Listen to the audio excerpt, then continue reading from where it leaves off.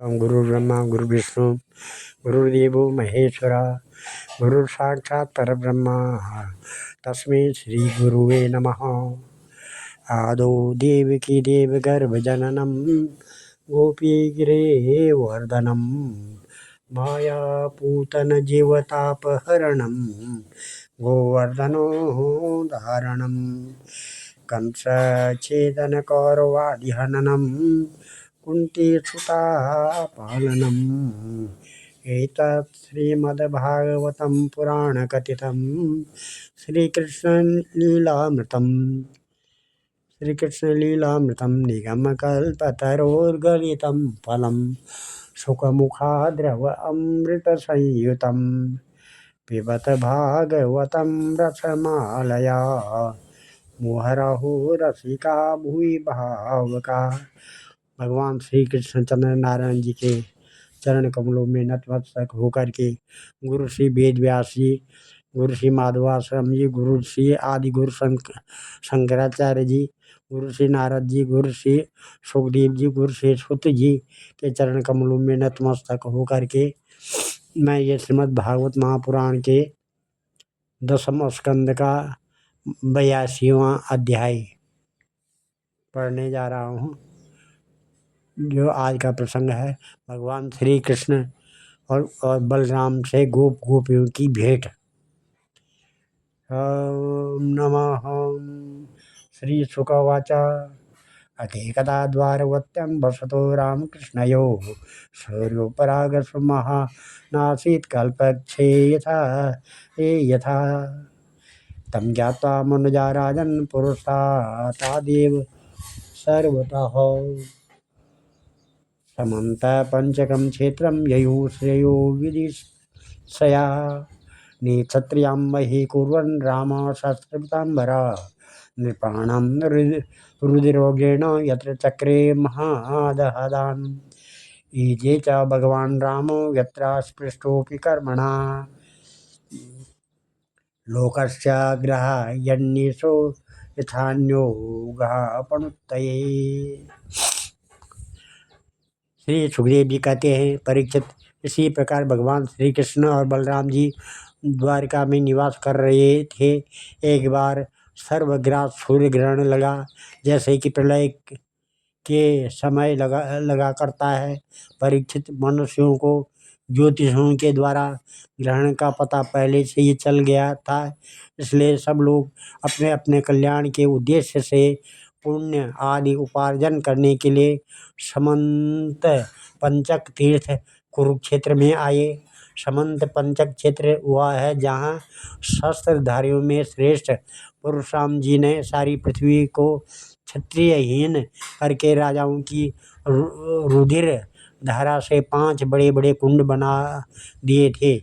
जैसे कोई साधारण मनुष्य अपने पाप की निवृत्ति के लिए प्रायश्चित करता है, वैसे ही सर्वशक्तिमान भगवान परशुराम ने अपने साथ कर्म का कुछ संबंध न होने पर भी लोक मर्यादा की रक्षा के लिए वहीं पर यज्ञ किया था। महितं तीर्थयात्रायां तत्रागन भारती प्रजा विष्णयश्च तथा कुरुरा वसुदेवाहुकादय ययुर्भारता तत्क्षेत्रं समगं सपैष्णव गदप्रद्युम्नं संवाद्य सुचन्द्रशुकसारणे आस्ते निरुद्ध रक्षायां कृतवर्मा च यूथपा ते रथेर्द देवादिष्णया भेर्यश्च तराप्लवे गजैर्नद्दा विद्याधर ध्रुवी विरोचन्तं महातेजा पथि काञ्चनमालिना दिव्यास्त्रवस्त्रवानाः कलत्रे खेचरा इव तत्र स्नात्वा महाभागौ पुरुषा सुसमाहिता ब्राह्मणेभ्यो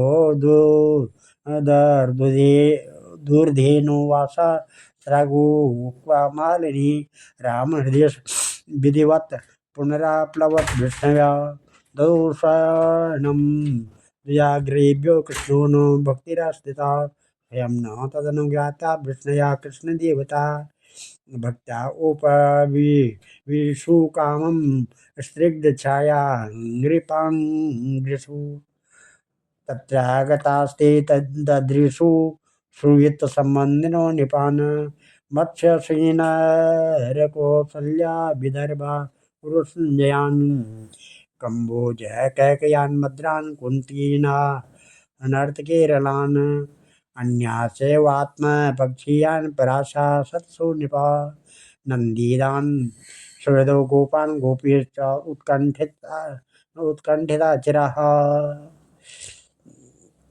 चिरम् अन्योन्यसन्दर्शनहर्षरांसा प्रोत्फुल्लधृत् वक्त्रसरोरुहश्रिया अश्लीष्य गाढं नयनेस्त्रवज्जला ऋषत्वचोरुद्धगिरो ययुर्मुदम् श्रियस्य संवीक्ष्य मिथोति सौहृदा स्मितामलापाङ्गदृशो विरे विरे स्तने स्तनात् कुङ्कुमपङ्करुषितान् नैत्यदौर्वी प्रणयाश्रुलोचना ततो विवाद्यते वृद्धान् याविष्टेरभिवादिता स्वागतं कुशलं पृष्ठा चक्रुकृष्ण कथामृता पृथा भ्रातॄन् स्वश्रीवीक्षा तत्पुत्रान् पितरावपि भ्रातृपत्नी मुकुन्दं च जयहोषं कथया शुचः।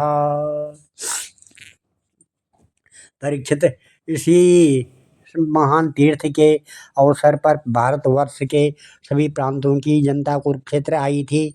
उनमें अक्रूर, वसुदेव, उग्रसेन आदि बड़े बड़े तथा गद, प्रद्युम्न, शाम आदि अन्य यदुवंशी भी अपने अपने पापों का नाश करने के लिए कुरुक्षेत्र आए थे। प्रद्युम्न नंदन अनिरुद्ध और यदुवंशी सेनापति कृतवर्मा ये दोनों सुचंद्र, शुक, सारण आदि के साथ नगर की रक्षा के लिए द्वारिका में रह गए थे। यदुवंशी एक तो स्वभाव से ही परम तेजस्वी थे, दूसरे गले में सोने की माला, दिव्य पुष्पों के हार, बहुमूल्य वस्त्र और कवचों से सुसज्जित होने के कारण उनकी शोभा और भी बढ़ गई थी। वे तीर्थ यात्रा के पथ में देवताओं के विमान के समान रथों, समुद्र की तरंग के समान चलने वाले घोड़ों, बादलों के समान विशाल काय एवं गर्जना करते हुए हाथियों तथा विद्याधरों के समान मनुष्यों के द्वारा ढोई जाने वाली पालकियों पर अपनी पत्नियों के साथ इस प्रकार शोभायमान हो रहे थे मानो स्वर्ग के देवता ही यात्रा कर रहे हों। महाभाग्यवान यदुवंशियों ने कुरुक्षेत्र में पहुंचकर एकाग्रचित्त संयम पूर्वक स्नान किया और ग्रहण के उपलक्ष्य में निश्चित काल तक उपवास किया। उन्होंने ब्राह्मणों को गोदान किया, ऐसी गौओं का दान किया जिन्हें वस्त्रों के सुंदर सुंदर झूले, पुष्पमालाएं एवं सोने की जंजीरें पहना दी गई थी।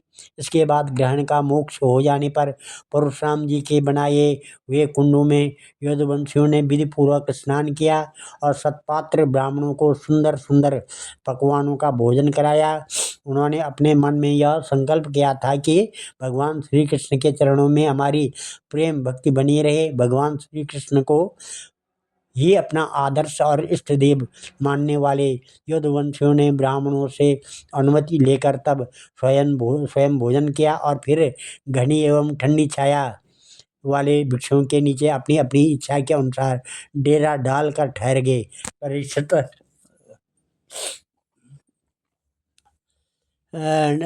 विश्राम कर लेने के बाद यदुवंशियों ने अपने सुहृद और संबंधी राजाओं से मिलना भेंटना शुरू किया। वहाँ मत्स्य, उशीनर, कौशल, विदर्भ, कुरु, संजय, कम्बोज, केकय, मद्र, कुंती, आनर्त, केरल एवं दूसरे अनेकों देशों के अपने पक्ष के तथा शत्रु पक्ष के सैकड़ों नरपति आए हुए थे। परीक्षित, इसके अतिरिक्त यदुवंशियों के परम हितैषी बंधु नंद आदि गोप तथा भगवान के दर्शन के लिए चिरकाल से उत्कंठित गोपियां भी वहां आई हुई थी। यादवों ने इन सबको देखा। परीक्षित, एक दूसरे के दर्शन, मिलन और वार्तालाप से सभी को बड़ा आनंद हुआ। सभी के हृदय कमल एवं मुख कमल खिल उठे। सब सब एक दूसरे को भुजाओं में भरकर हृदय से लगाते उनके नेत्रों से आंसुओं की झड़ी लग जाती। रोम रोम खिल उठता। प्रेम के आवेग से बोली बंद हो जाती और सबके सब आनंद समुद्र में डूबने उतरने लगते। पुरुषों की भांति स्त्रियां भी एक दूसरे को देखकर प्रेम और आनंद से भर गई। वे अत्यंत सौहार्द मंद मंद मुस्कान परम पवित्र तिरछी चितवन से देखकर देकर परस्पर भेंट अखबार भरने लगी। वे अपनी भुजाओं में भरकर केसर लगे हुए वक्षस्थलों को दूसरी स्त्रियों के वक्षस्थलों से दबाती और अत्यंत आनंद का अनुभव करती। उस समय उनके नेत्रों से प्रेम के आंसू छलकने लगते। अवस्था आदि में छोटों ने बड़े बूढ़ों को प्रणाम किया और उन्होंने अपने छोटों का प्रणाम स्वीकार किया। वे एक दूसरे का स्वागत करके तथा कुशल मंगल आदि पूछकर फिर श्री कृष्ण की मधुर लीलाएं आपस में कहने सुनने लगते थे। परीक्षित, कुंती, वसुदेव आदि अपने भाइयों बहनों, उनके पुत्रों, माता पिता, भाभीयों और भगवान श्री कृष्ण को देखकर तथा उनसे बातचीत करके अपना सारा दुख भूल गई। कुंती ने वसुदेव जी से कहा, कुंती उवाच आर्यप्रातरहं मन्ये आत्मनां कृताशिषां यद्वा आपत्सुमूर्धाता नानो स्मरतं सत्तमा सुहृदो ज्ञात्या पुत्रा भ्रात्रा पितरा वपि नानो स्मरन्त्य स्वजनं यस्य दैवं दक्षिणम्। कुंती ने वसुदेव जी से कहा, भैया मैं सचमुच बड़ी अभागिन हूँ। मेरी एक भी सात पूरी न हुई। आप जैसे साधु स्वभाव सज्जन भाई आपत्ति के समय मेरी सुध भी न लें, इससे बढ़कर दुख की बात क्या लगी। भैया विधाता जिसके ये बाएं हो जाता है उसे स्वजन संबंधी पुत्र और माता पिता भी भूल जाते हैं। इसमें आप लोगों का कोई दोष नहीं है।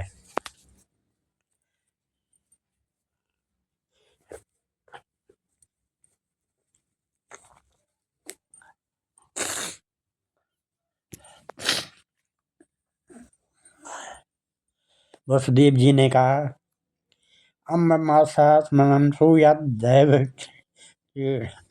नरन ईशसैवसे लोक कुरुते कारतेऽथवा कंस प्रतापिता सर्वे वयं याता दिशं दिशम् एतर्होवे पुनः सानं देवेन साधिता स्वसा। वसुदेव जी ने कहा, बहन उल्लाहना मत दो, हमसे बिलग न मानो। सभी मनुष्य दैव के खिलौने हैं। वह यह संपूर्ण लोक ईश्वर के वश में रहकर कर्म करता है और उसका फल भोगता है। बहन कंस से सताए जाकर हम लोग इधर उधर अनेक दिशाओं में भागे हुए थे। अभी कुछ ही दिन हुए, ईश्वर कृपा से हम सब पुनः अपना स्थान प्राप्त कर सके। श्री सुखदेव वाचा।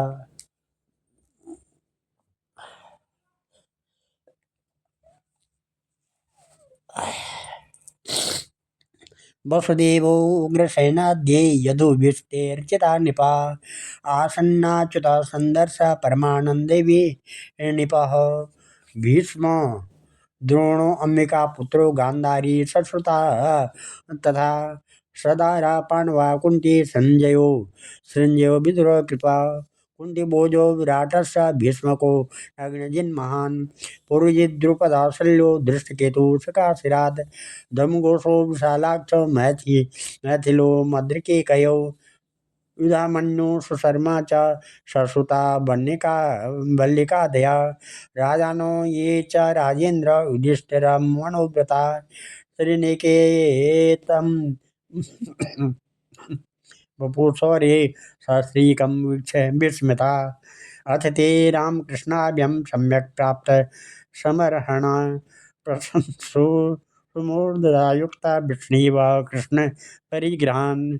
ओह भोजपते यूयं जन्म भाजो नृणाम्यः यत् पश्यथा सकृत्कृष्णं दुदर्शम् अपि योगिनाम्। यद्भिश्रुति श्रुतनुतेदमलं पुनाति पादावने जनपयश्च वचस्य शास्त्रम्। भूकालभर्जितबरा प्रियदन्ध्रिपद्मम् स्वस्रोत्पथ शक्ति विवर्षति नोऽखिलार्थम्।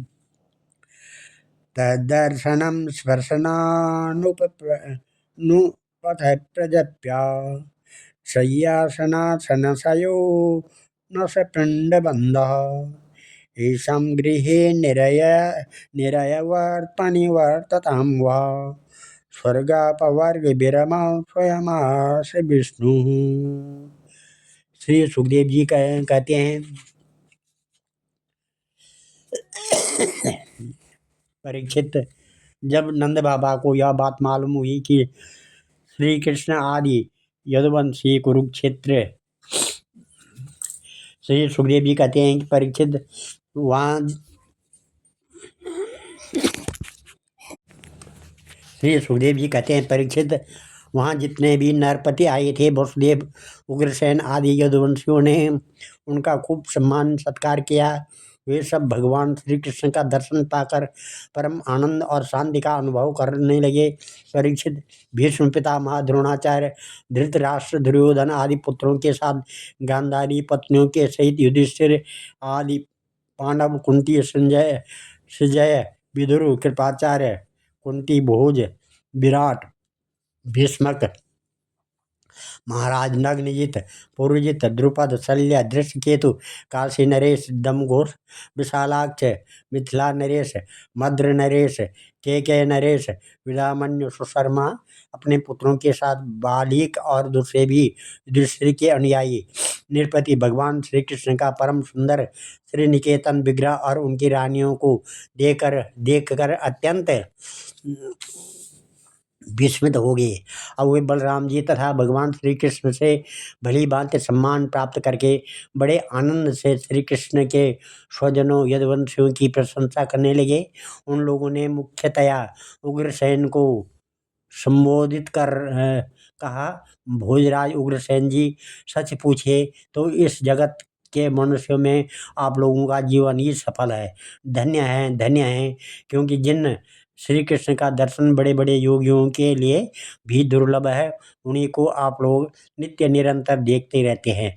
वेदों में ने बड़े आदर के साथ भगवान श्री कृष्ण की कीर्ति का गान किया है। उनके चरण धोवन का जल गंगा जल, उनकी वाणी शास्त्र और उनकी कीर्ति इस जगत को अत्यंत पवित्र कर रही है।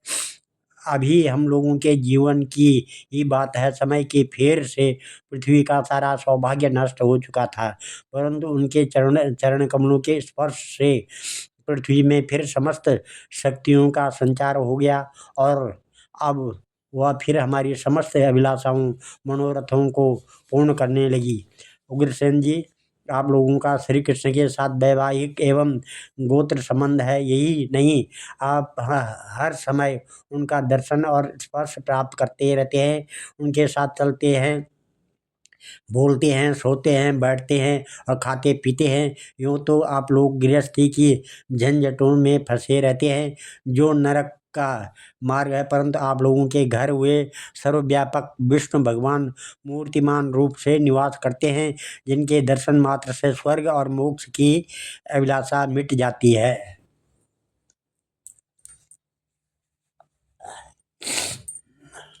मिट जाती है।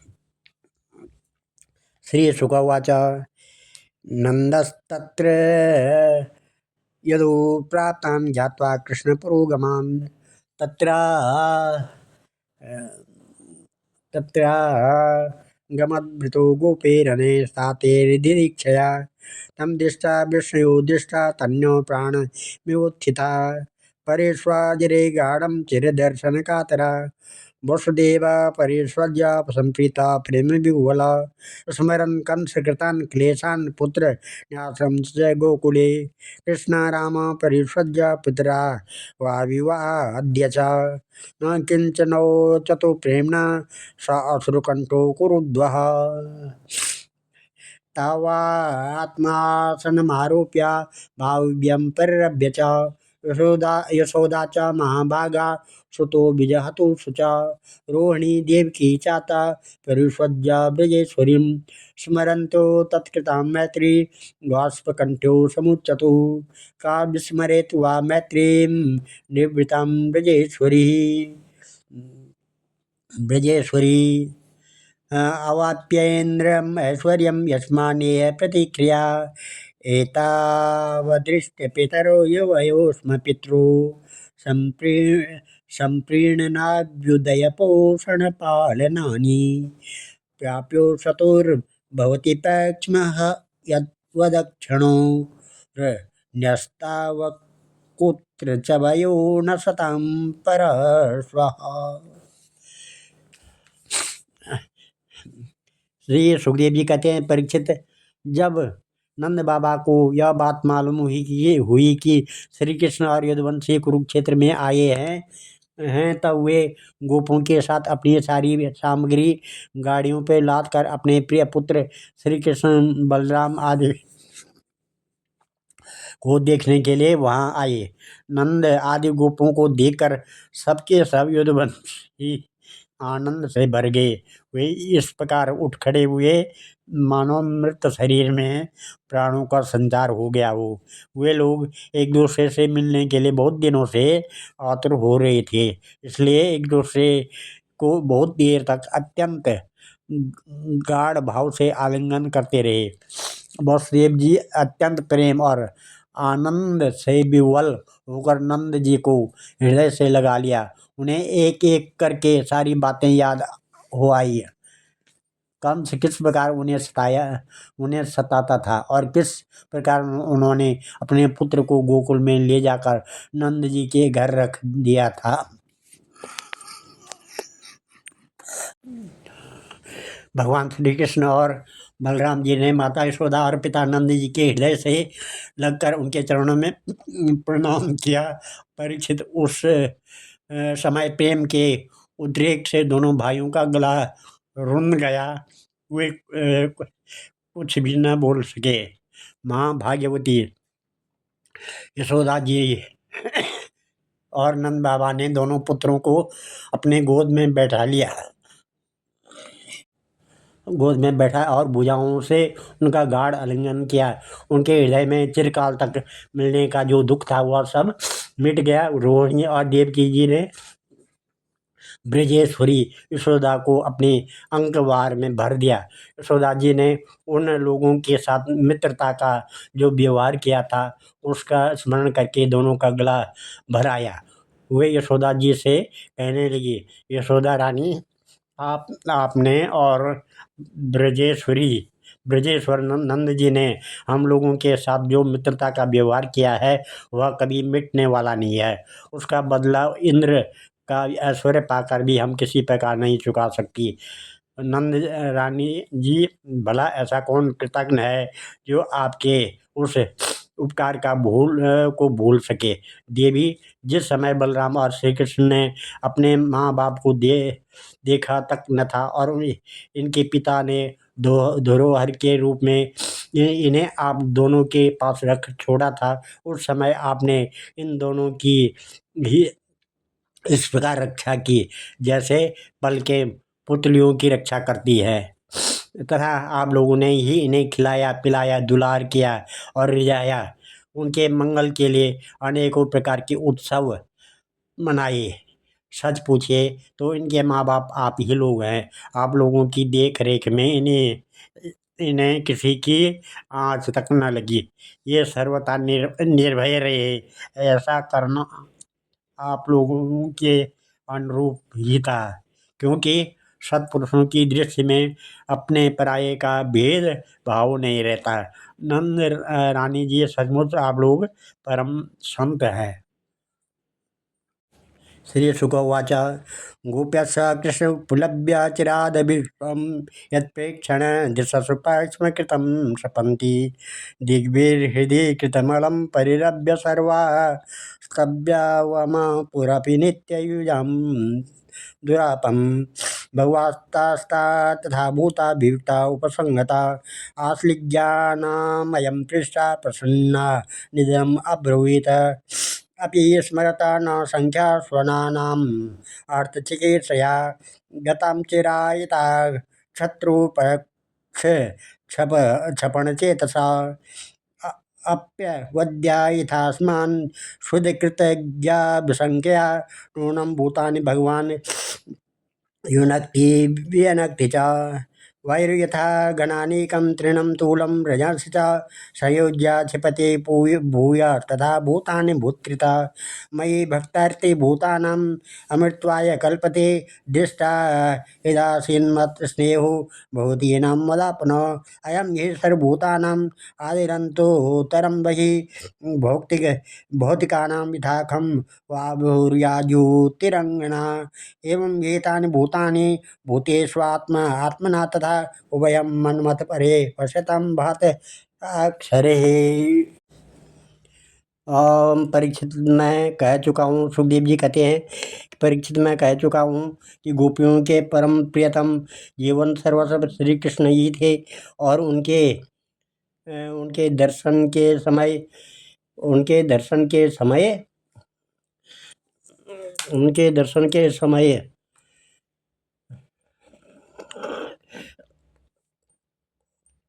नेत्रों की पलकें गिर पड़ती, तब वे पलकों को बनाने वाले को ये कोसने लगती। उन्हें प्रेम की मूर्ति गोपियों को आज बहुत दिनों के बाद भगवान श्री कृष्ण का दर्शन हुआ। उनके मन में इसके लिए कितनी लालसा थी, इसका अनुमान भी नहीं किया जा सकता। उन्होंने नेत्रों की राशि से अपने प्रियतम श्री कृष्ण को हृदय में ले जाकर गाढ़ आलिंगन किया और मन ही मन आलिंगन करते करते समय तन्मय हो गई। परीक्षित कहाँ तक कहूँ, युए उस भाव को प्राप्त हो गई जो नित्य निरंतर अभ्यास करने वाले योगियों के लिए भी अत्यंत दुर्लभ है। जब भगवान श्री कृष्ण ने देखा कि गोपियाँ मुझसे तादप्य को प्राप्त एक ही हो रही हैं, तब वे एकांत में उनके पास गए और उनको हृदय से लगाया, कुशल मंगल पूछा और हंसते हुए वे बोले, सखियों, हम लोग अपने स्वजन संबंधियों का काम करने के लिए ब्रज से बाहर चले आए और इस प्रकार तुम्हारी जैसी प्रेयसियों को छोड़कर हम शत्रुओं का विनाश करने में उलझ गए। बहुत दिन बीत गए, क्या कभी तुम लोग हमारा स्मरण भी करती थी हो? मेरी प्यारी गोपियों, कहीं तुम लोगों के मन में यह आशंका तो नहीं हो गई है कि मैं अकृतज्ञ हूँ और ऐसा समझकर तुम लोग हमसे बुरा तो नहीं मानने लगी हो? निसंदेह भगवान ही प्राणियों के संयोग और वियोग के कारण हैं। जैसे वायु बादलों, तिनकों, रुई और धूल के कणों को एक दूसरे से मिला देती है और फिर स्वच्छंद रूप से उन्हें अलग अलग कर देती हैं, वैसे ये समस्त पदार्थों के निर्माता भगवान भी सबका संयोग वियोग अपने अपने इच्छानुसार करते रहते हैं। सखियों, यह बड़े सौभाग्य की बात है कि तुम सब लोगों को मेरा वह प्रेम प्राप्त हो चुका है जो मेरी ही प्राप्ति कराने वाला है, क्योंकि मेरे प्रति की हुई प्रेम भक्ति प्राणियों को अमृतत्व परमानंद धाम प्रदान करने में समर्थ है। प्यारी गोपियों, जैसे घट सट आदि जितने भी भौतिक पदार्थ हैं, उनके आदि अंत और मध्य में बाहर और भीतर उनके मूल कारण पृथ्वी, जल, वायु, अग्नि तथा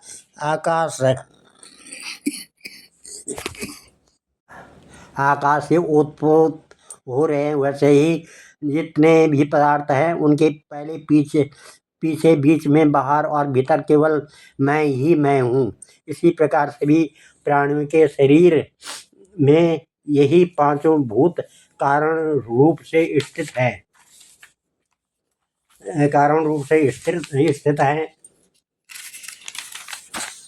और आत्मा भोक्ता के रूप से अथवा जीवन के रूप से स्थित है, परंतु मैं इन दोनों से परे अविनाशी सत्य हूँ। ये दोनों मेरे ही अंदर प्रतीत हो रहे हैं, तुम लोग ऐसा अनुभव करो। श्री सुखदेव जी कहते हैं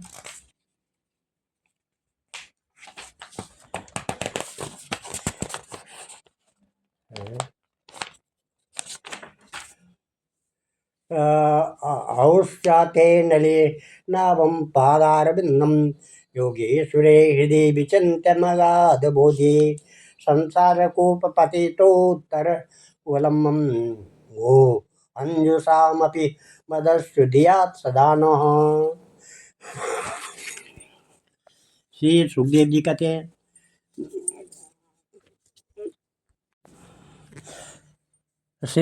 कहते हैं परीक्षित, भगवान श्री कृष्ण ने इस प्रकार गोपियों को आध्यात्म ज्ञान की शिक्षा से शिक्षित किया। उसी उपदेश के बार बार स्मरण से गोपियों का जीवकोश लिंग शरीर नष्ट हो गया और वे भगवान से एक हो गई, भगवान को ही सदा सर्वदा के लिए प्राप्त होगी। उन्होंने कहा, है कमलनाभ अगाध बोध संपन्न बड़े बड़े योगेश्वर अपने हृदय कमल में आपके चरण कमलों का चिंतन करते रहते हैं।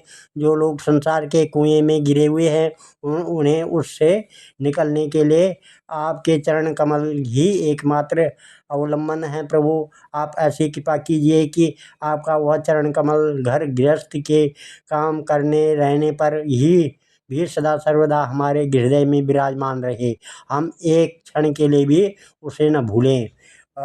आज हम इस कथा को यहीं पर विराम देते हैं।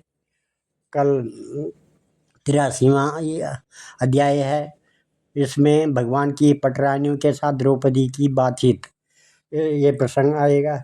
ओम ध्येयं सदा परिभवग्नमविष्टदोहं तीर्थात् पदं शिवभिरञ्जनुतं शरणं भृत्यातिहं प्रणतपालभवाब्धिपूतं वन्दे महापुरुषते चरणारविन्दम्। सर्वे भवन्तु सुखिनः, सर्वे सन्तु निरामयाः, सर्वे भद्राणि पश्यन्तु, मा कश्चित् दुःखभाग् भवेत्। धन्यवाद।